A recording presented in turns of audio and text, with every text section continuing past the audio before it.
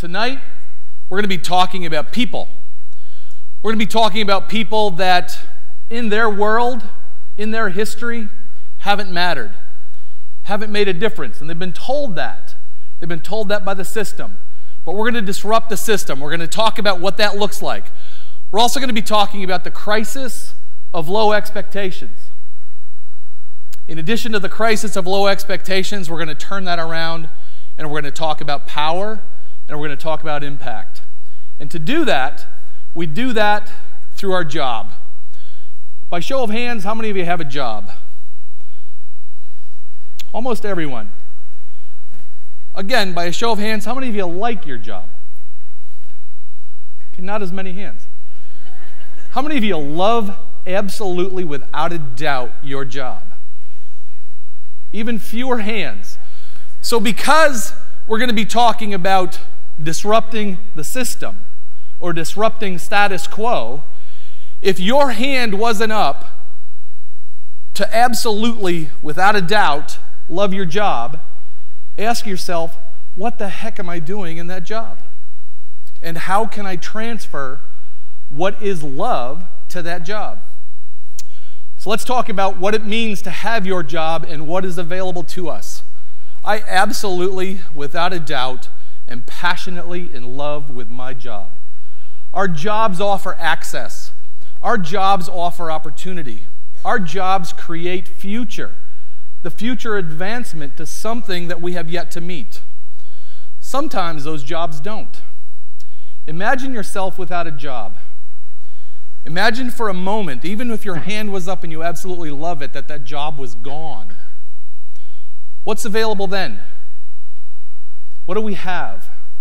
Are you present to the freedom that you had when you were having a job? And what happens to that freedom when that job goes away? Let's shift a little bit and we'll do a little bit more pretending and imagining. When you were young, again, you can keep your hands down or you can raise them. When you were young, did you pretend that you were an astronaut? Anybody pretend that you were a doctor or a nurse? You were involved in some life-saving skill like being a police officer or a firefighter. Maybe you pretended to be an actor or an actress. Maybe you pretended to be a world explorer and you were sailing the wild seas. How many of you ever pretended to have a mental illness? Did you ever pretend that you had an intellectual disability? Did anybody pretend that you were incarcerated? Or that you were homeless and living on the street? Or maybe you pretended, or did you pretend, that you had no one in your life and you were absolutely, without a doubt, alone?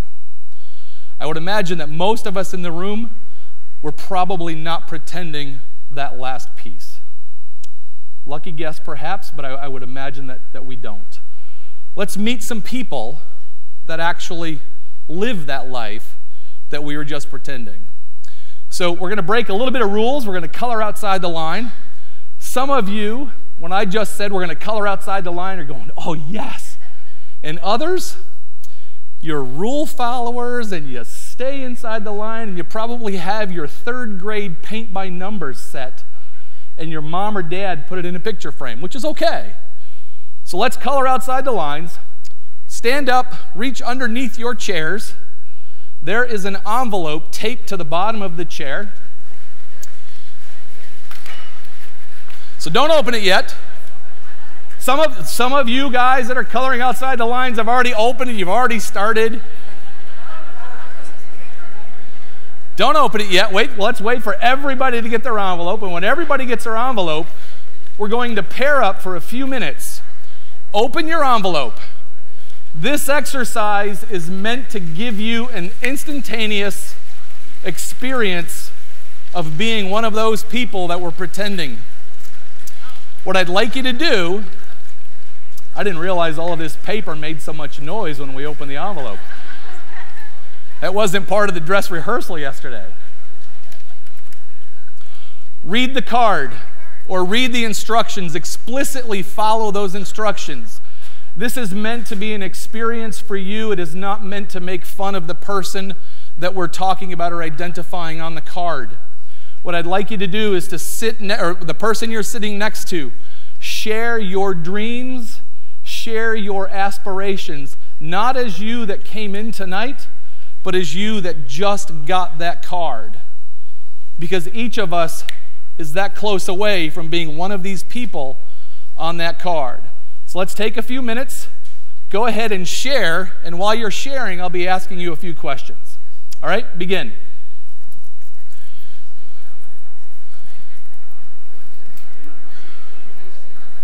So while you're talking to your neighbor, pay attention to the voices that you're now hearing or the self-talk. Pay attention to what it's like not to be heard. Perhaps you got one of the cards that doesn't allow you to speak, and you have a speech processing disorder. Pay attention to what it might feel like to have someone else do something for you. Some of you have shut down. Some of you haven't found a person to share with.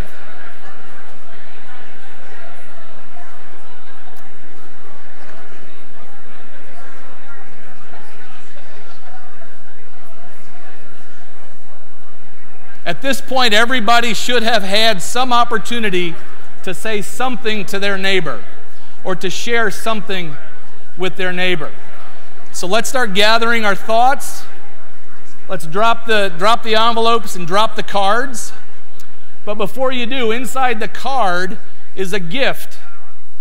And that gift is a reminder that when you leave here tonight, you have the choice to color outside the lines if you want to. So take that gift home and use it as you will. Did you notice that you were energized in that conversation? Did you notice anything about the other person that was listening to you, and what was that? So we're going to stop pretending, and we're going to shift our thoughts to disrupting that crisis of low expectations. Those very people that we just met are working in a new business model called a social enterprise. Social enterprise is an organization, it's a company that has a dual bottom line. The mission of supporting someone who has a significant barrier to employment and the fiscal sustainability to do so. A dual bottom line that is intertwined as much as our logo is tonight for the limitless TEDxUtica. It's an infinite intertwining of what is possible when human potential is released. Each of the individuals that we met lived a life where they were told they can't, where they were given an opportunity to do something less than what their potential allows and what their potential creates. Each of them is working in a business enterprise where they are making an economic impact in their community. They're no longer users. They're visible. They're no longer invisible in our communities. Some of those social enterprises exist here tonight. There are two in particular. One is Leaf Loaf and Ladle, our wonderful hosts that are giving us tremendous refreshment and food. The second social enterprise here tonight is my absolute favorite, Human Technologies. When we look at combining our efforts with hundreds of other organizations around the country, organizations like Sweet Beginnings in Chicago. Sweet Beginnings employs formerly incarcerated men and women, and they're running an apiary at the O'Hare Airport. And they're selling the honey, and they're making a difference in their community and transforming the lives of the men and the women. How many have had Ben & Jerry's ice cream? How many had the ice cream with the brownies? Those brownies are made by men and women in a company called Grayston Bakery in the Yonkers. For the last 25 years, lives have been transformed and differences in the community are being made. Think about the power of a job. Think about the purpose that jobs create for each of us that leaves the ability for a community to be sustained and not be cared for. That's a little conflict. Our people that we met, those people that you became, haven't asked to be cared for. What they've asked is to be given an opportunity. Each of us has the ability in everything we do to look at being disruptors. We can disrupt that crisis of low expectation. We can disrupt the crisis of low expectation by making a purchasing decision. Many of us are familiar with fair trade. The concept of fair trade started outside. Social enterprise brings that to our local community. Imagine the cost savings from an economic impact standpoint in the city of Utica if all of our people who had significant barriers to employment had a job and became taxpayers rather than tax users. What's possible when we unleash human potential for a human being? Imagine the healthcare cost savings. We're in a healthcare crisis. Imagine what we can do by showing up to work and making a product or providing a service that other people value.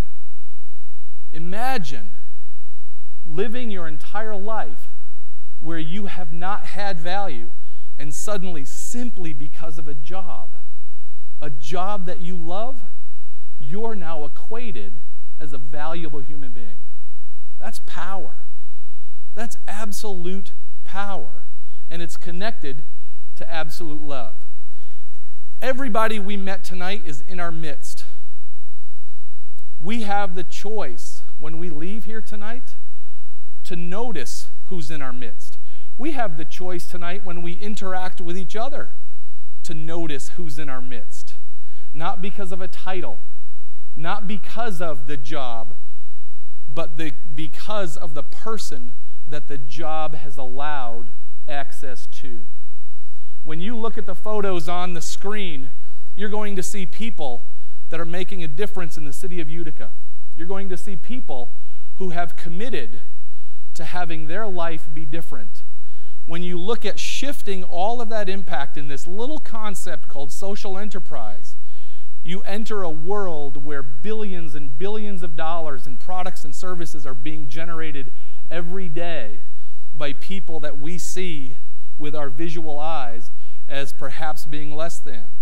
You see the ability you get to experience. We get to taste the transformation that happens, again, simply because we're coloring outside the line and thinking and changing our thoughts and eliminating that crisis of low expectations.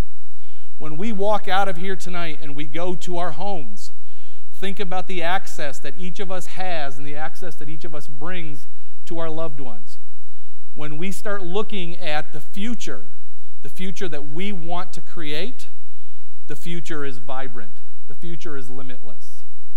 When you have the ability to make the choice, choose limitless. Thank you very much.